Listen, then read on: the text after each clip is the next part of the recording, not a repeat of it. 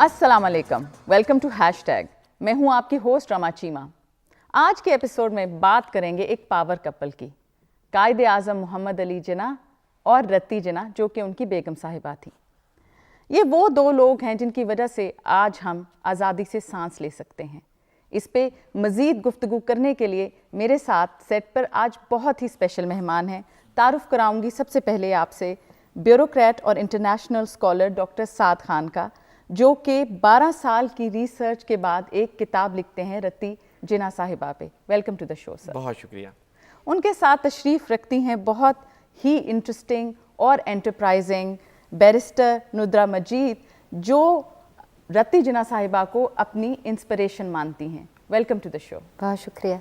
Doctor साहब, बड़ी खुशी होती है कि हमारे लीडर मोहम्मद अली जिन्ना पे बहुत सी किताबें शाया हुई हैं, मगर रत्ती जिन्ना साहिबा के बारे में बहुत कम लिखा गया है, स्पेशली पाकिस्तान से, और एक ऐसी किताब जो कि इंटरनेशनली रिकग्नाइज्ड हो।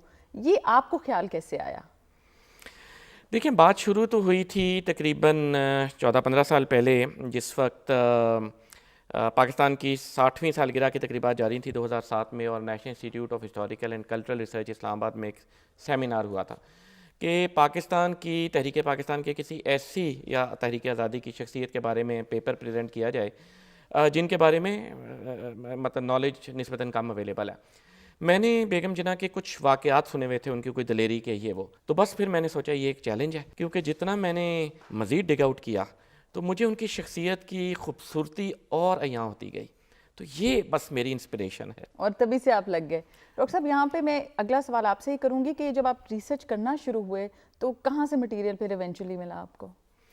देखिए, एक इंसान की ज़िंदगी जो है ना, कोई भी इंसान हो, मगर मतलब अगर सामने कोई दुकानदार भी है तो हम ये नहीं कह सकते कि उसकी ज़िंदगी के बारे में इंफॉर्मेशन अवेलेबल नहीं है। ज़्यादा से ज़्यादा हम ये कह सकते हैं कि ज़िंदगी में इंफॉर्मेशन पब्लिश नहीं है। होता ये है कि हर इंसान की ज़िंदगी वाक़यात से भरपूर होती है, चाहे एक टैक्सी चलाने वाला है, चाहे एक मुल्क का सदर है। बेगम साहिबा पे क्योंकि she was less written about, उनके ऊपर लिखा कम गया था, तो इसलिए ये था कि ये नहीं है कि मालूमात थी नहीं, मालूमात स्कैटर्ड थी। बिल्कुल। मिसाल के तौर पे कहीं से एक जुमला मिला, कहीं से 2 जुमले मिले, कहीं पे किसी ने तहरीक खिलाफत पे बुक लिखी हुई, तो उधर से पता चला कि जिन्ना साहब और बेगम जिन्ना तहरीक खिलाफत के फ़लाँ इजलास में तशरीफ़ लाए, तो ये हुआ। तो स्कैटर्ड इन्फॉर्मेशन थी, बस ये है। और बाकी ये है कि कायद-ए-आज़म से रिलेटेड और बेगम साहिबा से रिलेटेड हर जगह पे मैं गया। मतलब बॉम्बे में जहाँ पे कायद-ए-आज़म और बेगम जिन्ना का ज़्यादा अरसा गुजरा, लंदन और पेरिस जहाँ पे ये जाते रहे, और हर जगह जो इनसे एसोसिएटेड थी, दिल्ली में या किसी भी शहर में, तो मैंने कोशिश की वहाँ पे जाऊँ, उन बिल्डिंग्स को स्टडी करूँ, वहाँ की आर्काइव्स देखूँ। बाज़ जगह कायद-ए-आज़म के अज़ा अक़रबा के डिसेंडेंट्स मिल गए, पोते पड़पोते, उनसे जो जो इन्फॉर्मेशन मिली, तो ग्रेजुअली जैसे आपने कहा 12 साल लगे, लेकिन किताब बन गई। माशाल्लाह, काश ये फोकस और डिटर्मिनेशन हम सब में हो। नुद्रा जी, आपसे ये जानना चाहूँगी कि आपने घर भी ऐसे तर्ज का तामीर कराया जैसे बेगम साहिबा का था, तो इसकी कोई ख़ास वजह थी और ये एकदम से आपको आइडिया कैसे आया? बहुत शुक्रिया। बतौर वकील कोई पाकिस्तान में ऐसा वकील, फ़क़ी, कानून साज नहीं होगा जो कायद आज़म मोहम्मद अली जिन्ना से मुतासिर ना हो। सो एज़ अ बैरिस्टर मैंने भी लिंकन्स इन में पढ़ा और उनसे मुतासिर हुई, बार किया। अब बतौर ख़ातून मुझे कभी जो इंटरनेट पे बेगम रत्ती जिन्ना के बारे में मवाद था, वो मुझे कन्विंस ना कर पाया कि ये शख्सियत इतनी दो जहती शख्सियत है, इसके अंदर कोई और गहराई होगी ज़रूर। तो मैं दुआ करती थी रत्ती जिन्ना के लिए, और मेरा अपना नज़रिया बदला जब मैंने उनका आखिरी ख़त पढ़ा जो उन्होंने कायद आज़म मोहम्मद अली जिन्ना को अपनी वफ़ात से पहले लिखा था। वो ख़त एक ऐसा किरदार लिख सकता है जिसका अपना इर्तिका इवोल्यूशन हुई हो। तो तब मैंने सोचा कि ये एक बहुत ही इवॉल्व शख्सियत थी, और समझ में आता है कि एक मुंबई का माया नाज वकील, चोटी का अपने पेशे में चोटी का वकील, कांग्रेस का पार्लियामेंटेरियन, इंटरनेशनल लीडर, अंग्रेज़ राज के पहलू में कांटा, वो ऐसी किसी लड़की से तो शादी कभी भी नहीं करेंगे, तो कुछ तो होगा इनमें। तो मैं दुआ करती थी कि रत्ती जिन्ना के लिए कि आप मुझे कोई तरीका बताएं कि मैं आपके नाम को ऑनर करूं, मैं किस तरह आपकी याद में कुछ करूं। बिल्कुल बिल्कुल। वो घर बन गया। फिर तो अब हमें घर भी देखना पड़ेगा ना। مطلب اب آپ کو بلانا پڑے گا. اور یہ وہ گھر ہے جس میں یہ ڈاکٹر سعد ہی نے مجھے بتایا تھا کہ جس دن وہ 18 سال کی ہوئیں اور انہوں نے قائد اعظم سے شادی کی, یہ ان کا بامبے میں گھر تھا, یہ بامبے کا گھر ہے, اس کا نام ہے ساؤتھ کوٹ, مالابار ہلز میں یہ گھر ہے. اسی سڑک پہ رتی جنا کا آبائی اپنے والدین کا گھر تھا. وہ 18 سال کی عمر میں اپنے گھر سے نکل کے چل کے ساؤتھ کوٹ مالابار ہلز میں آئی, اور یہ وہ گھر تھا. ارے کتنی خوبصورت بات کی, اور وہی بات ہے, یہ آپ کی محبت ہے ان کے لیے, یہ آپ کی ان کے لیے رسپیکٹ ہے. ڈاکٹر سعد, ہم بہت سے بیگم صاحبہ کی شخصیت کے پہلوؤں سے ناواقف ہیں. آپ کو کون سی ایسی چیزیں بہت انٹریگنگ لگی ان کے بارے میں؟ دیکھیں, میں جو سب سے زیادہ ان کے بارے میں ایڈمائر کرتا ہوں وہ تو ہے ان کی آزادی سے محبت.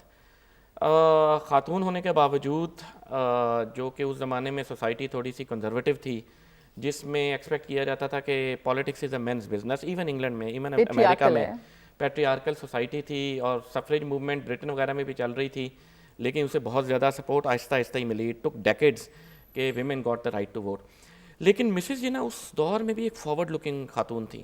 ان کا خیال تھا کہ جی خاتون اور مرد کو برابر ہونا چاہیے. آزادی کی ان کو محبت اس حد تک تھی کہ وہ جس وقت 12 سال کی تھیں, 13 سال کی تھیں, تو اپنی کلاس فیلوز کو خط لکھتی ہیں, اور وہ خط ابھی بھی میوزیم میں موجود ہیں دہلی میں, جس میں وہ کہتی ہیں میرا دل کرتا ہے میں ایک تلوار اٹھاؤں اور انگریز کے خلاف جنگ کروں. تو اب 6 7ویں کی بچی, اس وقت سے اس کا ویژن یہی ہے. بالکل. تو یہ آپ کو ایک واقعہ سناؤں, جس وقت قائد اعظم ایک بہت بڑے پارلیمانی لیڈر بنے, یہ ان کی اہلیہ تھیں, اور یہ وہ اکلوتی اہلیہ تھیں ٹاپ کے سیاسی رہنما میں جو ہر سیاسی ایکٹیویٹی میں ساتھ شریک ہوتی تھیں.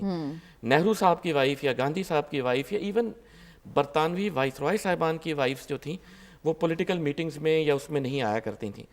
اس وقت بیگم صاحبہ جلسوں کی قیادت فرماتی تھیں. اس وقت بیگم صاحبہ, آپ صحیح کہتے ہیں, یہ ڈیٹا یا یہ تصویریں ہم نے تو کبھی بھی نہیں دیکھی, بالکل نہیں دیکھی. اور ایک ایسے دور میں جس وقت سامراجی پولیس مطلب تشدد کی انتہا کر دیتی تھی. جلیاں والا باغ میں ایک واقعے میں 379 people were shot to death. تو میم جنا یا مسز جنا دلیری سے پولیس کا سامنا کرتی تھیں, اور انہوں نے پولیس آپریشن کا بھی سامنا کیا. تو ایک چھوٹا سا واقعہ بتاؤں گا کہ وائس رائے صاحب ایک دفعہ گپ شپ لگا رہے تھے, اور قائد اعظم اسمبلی میں ایک پارلیمانی لیڈر تھے اپنی پارٹی جو اس وقت ان کی تھی, انڈیپینڈنٹ گروپ اس کے, تو سارے پارلیمانی رہنما جو تھے وائس رائے ہاؤس میں انوائٹڈ تھے. کنگس برتھ ڈے جو نیشنل ڈے ہوتا تھا, تو باتیں کرتے کرتے وائس رائے نے کہا کہ جی میرا گپ شپ ہو رہی تھی, جرمنی جانے کو بڑا دل کرتا ہے لیکن جا نہیں پاتا. مسز جنا نے کہا کہ آپ کیوں نہیں جا پاتے؟ انہوں نے کہا جی جرمنی کے لوگ ہمیں پسند نہیں کرتے. تو مسز جنا نے ایک دم کہا تو پھر آپ انڈیا میں کیا کر رہے ہیں, وہ پسند نہیں کرتے تو ہم تو بالکل ہی نہیں کرتے. اور یہ کتنی بہادری چاہیے آپ کو, یہ الفاظ اتنے کیا پاورفل آدمی کو کہنے کے لیے, کچھ بھی ہو سکتا تھا. کوئی ایسی چیز اگر پولیس کے تھانے کا کوئی ایس ایچ او ہو یا کوئی تحصیلدار ہو, آج کے دور میں بھی اتنی مورل کریج کہ جو اس کو پسند نہ ہو آپ اس کے سامنے کہہ سکیں, چاہے جائے کہ حاکم وقت آل پاورفل وائس رائے. اور مسز جنا نے مطلب بے دھڑک کہہ دیا کہ ہمیں ناٹ سیئنگ کے بعد میں میرے ساتھ کیا ہوگا کیا نہیں ہوگا, but it needed to be said. Yes. آپ سوری, آپ کچھ ایڈ کرنا چاہ رہے ہیں؟ انہی کی کتاب میں ڈاکٹر صاحب, آپ نے جو کتاب میں لکھا 1920 میں ناگپور کا جلسہ, 20,000 مرد ایک رتی جنا, میرے رونگٹے کھڑے ہو رہے ہیں ابھی بھی ان کی باتیں. کیا خاتون ہوں گی جو کھڑی ہوئی ہیں, اور وہاں پہ تو وائلنس ہو گیا. وہ پہلی دفعہ تھی کہ قائد اعظم بھی ہل گئے تھے, کیونکہ وہ لوگوں نے کرسیاں اٹھا لیں اور وہاں پہ اگریشن شروع ہو گیا, اور وہ کھڑی رہیں. ان کو پھر لے کے جایا گیا جب ان کے شوہر اتنی نڈر تھی وہ, دلیر. بالکل. آپ انسانی حقوق کی بھی ایڈوکیٹ ہیں, ان کی زندگی سے کیا پیرالل ڈرا کرتی ہیں آپ؟ بیکاز اوبیسلی وہ خود بھی ایک مطلب ہیومن رائٹس ایکٹیوسٹ بھی کہلائی جاتی ہیں. وہ ایکٹیوسٹ تھیں میرے خیال میں. وہ میں کہوں گی فیمنسٹ تو ان کے لیے بہت محدود لفظ ہے. وہ جو ہمارے دین میں جو ساری ہماری تعلیمات اور ہمیں ہدایات دی جاتی ہیں, وہ ان کا چلتا پھرتا نمونہ تھی. جانوروں سے انہوں نے قائد اعظم محمد علی جناح کا تعارف کرایا. ان کے پہلے کوئی جانور نہیں تھے, کتے نہیں رکھتے تھے. جانوروں سے اتنا لگاؤ کہ جہاں سفر پہ جاتی تو جانور ساتھ. اس کا ایک واقعہ کتاب میں بھی. جی ہاں, یہ. اور اس کے بعد دیکھیں قائد اعظم کی کتنی تصاویر ہیں, ان کی وفات کے بعد ہمیشہ وہ کتا ساتھ ہوتا ہے ان کے. بالکل. تو جانوروں کے حقوق کے لیے لڑتی تھیں. اس کے بعد اس زمانے میں جب کوئی کلائمیٹ چینج اور کوئی درختوں کا اس میں کوئی خطرہ ہی نہیں تھا, درخت لگاتی تھیں. وہ محلیات کا ان کو احساس تھا. پھر خواتین اور وہ کچھ اپنی شوہر کی سپورٹ کے ساتھ, ان کے شوہر نے ان کو کبھی روکا نہیں کسی چیز سے, بس اور اسی لیے وہ کبھی فلرش کیا. اور وہ پارٹنرز, وہ صحیح معنوں میں پارٹنرز تھے. وہ کبھی نہ آگے نکلنے کی انہوں نے کوشش کی, نہ وہ دبی رہیں, شانہ بشانہ. بالکل.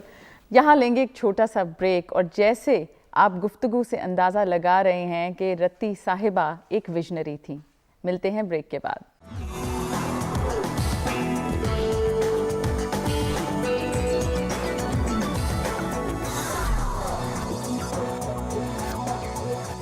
Welcome back from the break. Doctor صاحب, جب آپ نے یہ کتاب لکھی تو ٹھیک ہے آپ نے ریسرچ کی, مگر آپ کو سب سے زیادہ سپورٹ کہاں سے ملی؟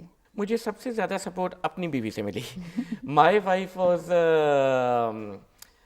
My biggest strength, my biggest support in every thing, in research, in taking notes. اور میں تو چاہتی تھی وہ بھی آج آپ کے ساتھ تشریف لے کے آئیں, ایٹ لیسٹ ہماری ادھر ملاقات ہو جائے ان سے. جی ہاں, maybe some other time ان کی کچھ ایکٹیویٹیز ایسی تھیں, کمٹمنٹس پرائر, کہ وہ تشریف نہیں لا سکیں. لیکن ایک تو یہ ہے کہ میں ٹی وی کے پروگرام میں بھی ان کے ساتھ کو ایکنالج کرنا چاہوں گا. اور وہ جو کہتے ہیں نا کہ behind every main there is a women, تو یہ چیز میرا خیال ہے ہر کامیاب مرد پہ ہوتی ہے. اور یہ چاہے مطلب کوئی بھی انسان ہو, عام انسان میرے جیسا, چاہے قائد اعظم ہو.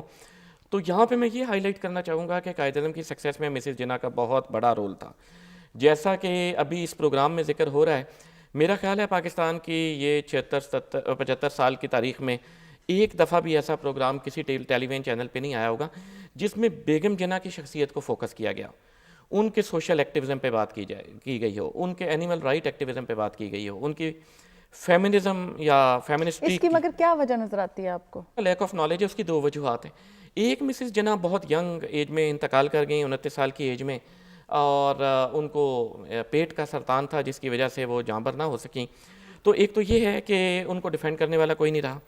دوسرا یہ ہے کہ وہ شادی سے پہلے کیونکہ پارسی کمیونٹی سے تعلق رکھتی تھیں, اور اس پروگرام کے وساطت سے میں دوبارہ ناظرین کو بتانا چاہوں گا کہ انہوں نے اسلام قبول کیا تھا جامع مسجد اہل سنت بامبے میں, اور اس کے بعد ان کا مسلمان نام مریم جناح ہو گیا تھا. تیسری بات یہ ہے کہ قائد اعظم خود تھوڑے سے ریٹیسنٹ تھے. وہ اپنی فیملی لائف پہ, بہن بھائیوں پہ, والدین پہ, بچوں پہ زیادہ بات نہیں کرتے تھے. بلکہ بیگم جناح سے کتاب کے ساتھ ساتھ میں نے ایک شروع کی تھی قائد اعظم کے خاندان پہ کتاب, کہ قائد اعظم کے والدین, دادا دادی, نانا نانی کے بارے میں پتہ چلے, پھر اولاد اور گرینڈ چلڈرن کے. تو قائد اعظم کی نجی زندگی کے عنوان سے وہ کتاب بھی ایک آئی. تو to the best of my knowledge that is the only book جو قائد اعظم کے خاندان کی 10 نسلوں کو, یعنی قائد اعظم کے جو انسیسٹرز تھے 5 نسلیں, ایک ان کے اپنے بہن بھائی, 7 بہن بھائی تھے قائد اعظم لوگ, اور پھر ان سے اگلی 4 نسلیں, بیٹی, نواسے, پڑنواسے, اور پھر پڑنواسوں کی اولاد. تو قائد اعظم کا جو شجرہ ہے اس کی ہسٹری وہی ایک کتاب ہے. تو قائد اعظم کیونکہ فیملی پہ بات نسبتاً کم کرتے تھے, تو شاید اس وجہ سے ریسرچ نہیں کی گئی. ایک اور رشتہ مجھے لگتا ہے جس کے بارے میں آج بہت ضروری ہے بات کرنا, ان کی بیٹی. بہت سے خیالات ہیں ان کے اس رشتے کے بارے میں, آپ کچھ شیئر کرنا چاہیں گے؟ دیکھیں, ان کی بیٹی نے بڑی لمبی عمر پائی ہے, ابھی 98 ایئرس کی عمر میں انتقال کر گئی 2 نومبر 2017 کو, اور وہ قائد اعظم کی اکلوتی بیٹی تھی. آگے سے ان کے 2 بچے تھے, اور ان نے قائد اعظم نے اپنے جانے کے بعد بھی ان کا خیال رکھا. جی, قائد اعظم نے اپنی ایک جائیداد کا بہت بڑا حصہ اپنی صاحبزادی کے نام کر دیا تھا. بعض لوگ یہ سمجھتے ہیں کہ شاید قائد اعظم نے ان کو آگ کر دیا تھا ان کے غیر مسلم سے شادی کرنے کی وجہ سے, تو ایسا نہیں ہے. قائد اعظم کو اس کا دکھ تھا, قائد اعظم اس پہ ناراض تھے, خفا تھے اور دکھی تھے. البتہ انہوں نے اس دور میں 2 لاکھ روپیہ ان کے نام کیا, ان کے نام فکس ڈپازٹ کیا. بالکل, اس دور میں صرف 8 روپے تولہ سونا ہوتا تھا, اب 1,36,000 روپے. مطلب آپ سوچیں یہ کروڑ ہار روپوں کی اماؤنٹ بنتی ہے. بالکل. اور انہوں نے پوری زندگی عیش کی اس لیے گزاری کہ قائد اعظم نے ایک بہت بڑا ترکہ اپنی بیٹی کے نام چھوڑا تھا. تو لنڈن میں وہ بہت عرصہ رہیں, پھر نیو یارک میں ان کا انتقال ہوا, دینا جناح صاحبہ کا. اور ایک بات یہ بھی اسی پروگرام کے توسط سے ناظرین کو پتہ چلے کہ قائد اعظم نے جو ان کو مشورہ دیا تھا وہ بالکل صحیح دیا تھا. جس لڑکے سے وہ شادی کرنا چاہتی تھیں, قائد اعظم نے کہا تھا کہ 2 باتیں. ایک تو غیر مسلم سے شادی نہیں ہو سکتی, میں نے بھی تمہاری ماں کو مسلمان کر کے کیا, بالکل, وہ لڑکا مسلمان ہو جائے مجھے اعتراض نہیں ہوگا. لیکن دوسرا, اس لڑکے کی جو اپنی شخصیت تھی اس کے اوپر قائد اعظم کو کچھ تحفظات تھے. قائد اعظم نے کہا دیکھو یہ جس قسم کا کھلن رہا ہے تو بعد میں کیا ہوگا نا, تمہارے لیے 3 سال تمہارے لیے پرابلم نہ ہو جائے. 3 3.5 سال میں 2 بچے ان کے ہو چکے تھے, ایک بیٹی ایک بیٹا, اور اس نے طلاق دے دی. یعنی کہ 18 سال کی عمر میں شادی ہوتی ہے, 21 سال کی عمر میں یا 22 یہ ایک اور ایسا فیکٹ ہے جو لوگوں کو نہیں پتا, طلاق ہو جاتی ہے, اور اس کے بعد وہ 98 سال کی عمر تک زندہ رہتی ہیں تقریباً 1 صدی اور تک, obviously ایک لونلی لائف اور 76 سال لونلی لائف. یہ وہ چیز تھی جسے قائد اعظم اپنی بیٹی کو بچانا چاہتے پروٹیکٹ تھے. کرنا چاہ رہے تھے. لیکن قائد اعظم نے اپنی بیٹی کے لیے اتنی جائیداد چھوڑی کہ انگلینڈ اور امریکہ میں گھر خریدنا اور رہنا, کیونکہ ان کی اور کوئی سورس آف انکم نہیں تھا طلاق کے بعد, تو ان کے لیے 2017 میں بھی مسئلہ نہیں تھا. قائد اعظم نے اپنی بیٹی کے لیے اتنا کچھ چھوڑا. اکلوتی چیز جو وہ ان کے لیے مزید چھوڑنا چاہتے تھے وہ ایک شوہر کا ساتھ تھا, جس میں ان کی بیٹی جیسے نے کہ قائد اعظم ہر ماں باپ چاہتا ہے ڈاکٹر جیسے صاحب, ہر ماں باپ چاہتے ہیں, اور انہوں نے بھی یہی سوچا اپنی بچی, انہوں نے بھی یہی سوچا, اور بیٹی نے باپ کی بات نہیں مانی. اور بس وہ یہ چیلنجز تو میرا خیال ہے ہر فیملی میں رہتے ہیں. اور ندیٰ صاحبہ مجھے یہ بتائیے کہ اگر ہم نے بیگم صاحبہ کو سیلیبریٹ کرنا ہے تو ہم کیسے کریں؟ یہ سیلیبریشن کا افتتاح تو ہو گیا نا ہمارے, بالکل یہ بہت بڑا افتتاح ہو گیا. اسی کو آگے اس میں سے چیزیں اخذ کریں. بیگم رتی جناح کے بارے میں اگر اتنا مواد نہیں ہے تو ساتھ ہی ساتھ ان کے بے تحاشا خطوط ہیں, اور ان کا حوالہ ڈاکٹر صاحب نے بھی دیا, 1-2 اور مصنفین نے بھی دیا ہے, تو ان کے خط نکال کے کریں. ان کی سالگرہ, ایک اور بڑی عجیب بات ان کی دیکھیں تقدیر کیسی تھی کہ جس دن وہ پیدا ہوئیں 20 فروری 1900 میں, اور وفات 20 فروری 1929 میں, 29 ایئرز جس دن پیدا ہوئے ان کی برتھ ڈے ان کی ڈیتھ اینیورسری ہے. تو یہ نہیں ایک ان کی تقدیر میں. مگر ہم کیا کریں as a civil society, as Pakistanis, ہم ان کو کیسے, کیا ہمیں انعقاد کرنا چاہیے فیسٹیولز کا؟ دیکھیں کیونکہ آپ کو پاپ کلچر کو تو دھیان میں رکھنا ہوتا ہے. بالکل. سو میں اپنی مثال دے سکتی ہوں. میں نے افتتاح, یہ جب گھر بنا تو اس میں اب شروع کیا ہے ایک رتی جناح میموریل سیریز, اور رتی جناح میموریل سیریز کا مقصد یہ ہے کہ مہینے میں ایک دفعہ ایک کھانا ہوگا, اس پہ 15 سے 20 لوگ بلائیں گے, اور پھر ہر ایک پہلو پہ کھانے کے بعد ایک ادبی گفتگو ہوگی. تو وہ اس ادبی گفتگو کی بنیاد ایک خطاب سے ہوگی. پہلا خطاب الحمدللہ ڈاکٹر سعد خان نے وہ وعدہ کر لیا ہے کہ وہ کریں گے یہاں سے. تو اب یہ ایک مثال ہے. یہ بالکل آپ نے صحیح بات کی, کیونکہ دیکھا ہم ہمیشہ کمپلین کرتے ہیں اچھا وہ کچھ کر لے تو ہم اس میں شامل ہو جائیں گے. ہم اپنی انڈیویجول کیپیسٹی میں کر سکتے ہیں, اور آپ بالکل کر رہی ہیں. اچھا, دوسری مثال یہ, ان کو کتابوں کا بہت شوق تھا, بہت پڑھتی تھیں. تو ان کی یہ بھی میں نے سوچا کہ ان کی جو کتابوں کا حوالہ ہمیں ملتا ہے وہ کتابیں اکٹھی کر کے لائبریری چھوٹی بنائیں. کوئی ایسی خاص کتاب جس کو آپ مینشن کرنا چاہیں جو ان کی فیوریٹ تھی؟ ان کی رائٹرز تھیں, ایک تو یہ اینی بیسانٹ جو اس زمانے میں وہ بھی بڑی ایکٹیوسٹ تھیں, سوشل ایکٹیوسٹ, ویمنز رائٹ کی, انہوں نے کافی کتابیں لکھی تھیں.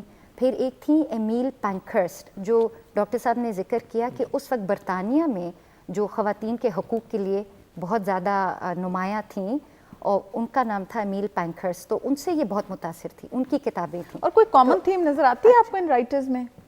Common theme love of freedom and equal rights, equality, ایک ایکوالٹی کی بات ہے. اچھا, ایک آسکر وائلڈ, یہ مجھے نہیں پتا تھا, آسکر وائلڈ بچپن میں انگریزی ادب پڑھا تو آسکر وائلڈ کے وہ مزاحیہ پلیز تھے, یہاں الحمرا میں بھی پرفارم ہوتے, کالجز میں ہوتے. اب ان کی کتاب سے پتہ چلا کہ وہ آسکر وائلڈ نے ایک خط لکھا تھا جب وہ جیل میں انہوں نے وقت کاٹا, اس کا نام تھا ڈیپ پروفنڈس. اس سے یہ اتنی متاثر ہوئی, اس کے بعد انہوں نے جو خط لکھا نا کہ میں چاہتی ہوں تلوار پکڑ کے میں جھگڑا کروں, تو وہ اس میں ان میں ولولہ پیدا ہوا آسکر وائلڈ کے خط سے. مجھے پتہ ہی نہیں تھا کہ خط ہے, میں نے سوچا یہ بھی نکالنا چاہیے, یہ ساری چیزیں ان کا مجموعہ اکٹھا کرنا چاہیے, اور پھر اس کو جتنا ہم اور بالکل جب آپ دیکھیں جب یہ ذکر کریں گے, آپ ذکر کریں گے, کوئی اور انسپائر ہوگا to learn more about her, اور اسی طرح ہم یہ جو سلسلہ ہے جاری رکھ سکتے ہیں. بے شک, ہمیں ایک پہلو محسوس کرتا ہے, کوئی اور سنے گا, وہ پڑھے گا, اس کو کوئی اور پہلو کرے گا, وہ اس کو مزید پھر اجاگر کرے گا, وہ اس کی پھر تبلیغ کرے گا. بالکل آپ صحیح کہہ رہے ہیں. ڈاکٹر صاحب, کیا ہمیں پرائیورٹیز ریسیٹ کرنے کی ضرورت نہیں ہے اپنی نیشنلزم کو اجاگر کرنے کے لیے؟ بے شک. دیکھیے, اس وقت آپ کسی یونیورسٹی کالج میں جائیں تو جیسے وقفے میں بات ہو رہی تھی, بہت سے بچے ایسے ہیں جو پاکستان کا خاص طور پہ پرائیویٹ اسکولوں میں قومی ترانہ بالکل ڈاکٹر صاحب صحیح کہہ رہے ہیں نہ پڑھ سکیں. بہت سے لوگ ایسے ہیں جن کو یا اس کا مفہوم نہ جانتے ہو, یا قائد اعظم یا علامہ اقبال کے بارے میں ان کی انفارمیشن, یا مولانا محمد علی جوہر کے بارے میں بھی بالکل واجبی ہو, جس کے بارے میں ٹیکسٹ بکس بھری پڑی ہیں. تو آپ سوچیں بیگم جناح کے بارے میں علم کا بلکہ میں تو کہوں گا لا علمی کا کیا حال ہوگا. آل وی مطلب مجھے جو یاد ہے کہ مجھے یہ پتا تھا کہ وہ سکلی تھیں, تھوڑی سی بیمار رہتی تھیں اور بہت جلد ہی مطلب وہ دنیا سے چلی گئیں, مگر جو ان کی کاوش تھی یا جو ان کا ہارڈ ورک تھا, جیسے آپ نے خود کہا کہ behind every man is a woman who's worked equally hard, تو اس کے بارے میں تو ہم بہت ہی لمیٹڈ جانتے ہیں. ایگزیکٹلی. بلکہ بیگم صاحبہ کی جو بہادری تھی اور اینٹی برٹش امپیریلزم تھا, اس کی ایک یادگار آج بھی موجود ہے which is called people's Jinnah hall. Bombay کے شہریوں نے ₹1 فنڈ اکٹھا کر کے 65,000 میں بیگم جناح کی بہادری پہ جو انہوں نے لارڈ ولنگٹن کے خلاف مظاہروں میں پولیس کا سامنا کیا, ایک یادگار بنائی. تو آج بھی وہ مونیومنٹ موجود ہے. حکومت پاکستان کو چاہیے اسے اون کر کے, انڈیا گورنمنٹ سے ہماری نیگوسیشن چل رہی ہیں پاکستان گورنمنٹ کی کئی دہائیوں سے, لیکن ہماری ہمسایہ حکومت تھوڑی ریلیکٹنٹ ہے. لیکن بہرحال ریلیکٹنٹ اس لیے بھی ہے کہ اس پوائنٹ پہ جو ان کو لیڈ کر رہے ہیں ان کے خیالات جو ہیں تھوڑے اس طرح کے ہیں کہ وہ انکلوژن یا ڈائیورسٹی میں تو بالکل یقین ہی نہیں رکھتے. تو انہوں نے کیوں یہ کرنے تھے؟ تو وہ یادگار پاکستان میں تو کہتا ہوں اس کا ایک ریپلیکا بنائیں پاکستان پیپلز جیسے کہ انہوں نے گھر کا بنا دیا ہے. بالکل جی, انہوں نے گھر کا بنا دیا ہے. اور ویسے آپ دیکھیں نا, پاکستان میں مختلف ہاؤسنگ سوسائٹیاں ہیں جہاں پہ مینار پاکستان سے لے کے ایفل ٹاور تک کا ریپلیکا بنتا ہے. جی بالکل, ایسے سوسائٹیز ہیں جہاں پہ آپ نے ہر چیز بنا دی, تو یہ کیوں نہیں بنا سکتے؟ Why not people's Jinnah hall, وہ آج بھی موجود ہے. ان کی لیونگ یادگار ہے, مونیومنٹ ہے ان کا. بیگم صاحبہ کا اپنا کیونکہ مقبرہ جو ہے وہ انڈیا میں ہے, بامبے میں, تو وہ مدفون تو وہیں ہے. لیکن پاکستان میں بھی ان کی یاد منائی بھی جانی چاہیے اور بنائی بھی جانی چاہیے. بے شک, بہت صحیح لفظ آپ نے کہا کہ بنائی بھی جانی چاہیے. میں آپ سے ایک بڑا انٹرسٹنگ سا سوال پوچھوں گی کہ اگر آپ کے پاس ٹائم ٹریولنگ مشین ہو اور کسی طرح آپ بالکل پاس میں چلی جائیں اور وہ آپ کے سامنے ہو, تو آپ ان کو کیا کہنا چاہیں گے؟ میں ان سے پوچھنا چاہوں گی کہ آپ کو لگتا ہے کہ اگر آپ کو 20 سال بھی اور زندگی کے مل جاتے تو شاید پاکستان کی تاریخ مختلف ہوتی؟ کیونکہ مجھے لگتا ہے اگر وہ زندہ رہتی تو شاید ہماری سوچ, ہماری اپروچ مختلف ہوتی. بالکل, اور جو ہمارے دماغ میں مسکنسیپشنز ہیں یا میری اور آپ کی زندگی پہ بھی اس کا جو امپیکٹ ہونا تھا وہ کوئی کم نہیں ہونا تھا. میں تو بہت ہی پر امید ہوں کہ جب اس طرح کی کتابیں ہمیں تھوڑی سی چیزیں کرنی ہوں گی, اس کے بعد وہ جو اس کو آگے بڑھائیں گے ہم سوچ بھی نہیں سکتے کس پیمانے پہ. بالکل. جاتے جاتے اگر آپ چھوٹا سا میسج دینا چاہیں. دیکھیے, میں سارے پاکستانیوں کو یہی کہوں گا کہ ایک چیز یاد رکھنی چاہیے کہ پاکستان 57 اسلامی ملکوں میں سے پہلا اسلامی ملک تھا جہاں پہ خاتون وزیر اعظم آئی, تو یہ اتفاق نہیں تھا. یہ بیگم جناح کا لگایا ہوا وہ پودا تھا جس کی وجہ سے وہ تو انتقال کر گئیں, لیکن ہزارہا خواتین تحریک پاکستان میں شامل ہوئیں, گرفتاریاں بھی دیں, قربانیاں بھی اٹھائیں. تو بیگم جناح ہمارے لیے اور خاص طور پہ نوجوان نسل کے لیے مشعل راہ ہیں. خدا را ان کو پڑھیے, ان کو سمجھیے اور ان کے خیالات کو دوسروں تک پھیلائیے. Thank you so much for being on the show. بہت اچھا لگا آپ دونوں سے بات کر کے. امید ہے آج کا ایپیسوڈ آپ کو بھی پسند آئے گا, اور ضرور کتاب پڑھیے ڈاکٹر سعد ایس خان کے نام سے, رتی جناح کی, جو زندگی پہ مبنی ہے. آپ سے اگلے ایپیسوڈ میں پھر ہوگی ملاقات. خدا حافظ.